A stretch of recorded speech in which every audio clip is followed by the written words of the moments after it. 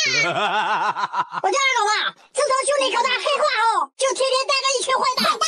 我手下确实有轱辘蛋的，但是坏不坏我就不知道了。他要抢我的菜，抢我的马铃薯，让我以后吃土。哎呀，蛋确实坏了，也是你们给我打的。野人第二梯队，拿棒子跟我一起上。不好，狗大要亲自上了，黑箱多给我点豌豆。什么？你找黑商？对不起，他被我吃了。吃了？不过你别担心，我以后就站在这儿。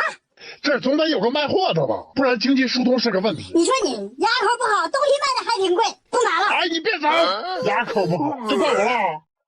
自从我骑上了邓克龙，你们兜里有点穷，今天要吃饱，必须把他们干倒，激光勾践。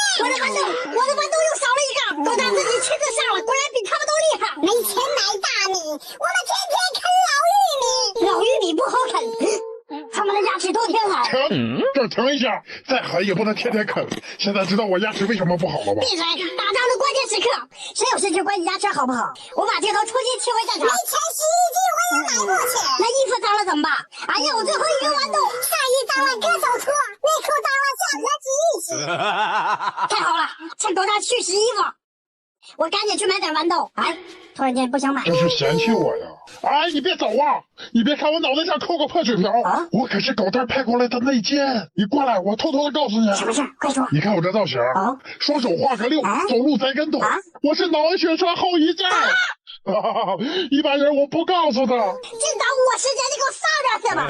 哎，你不买豌豆了？不买你的，我只要点这个按钮，我想要多少有多少。狗蛋子，你别洗了，你看我有多少豌豆？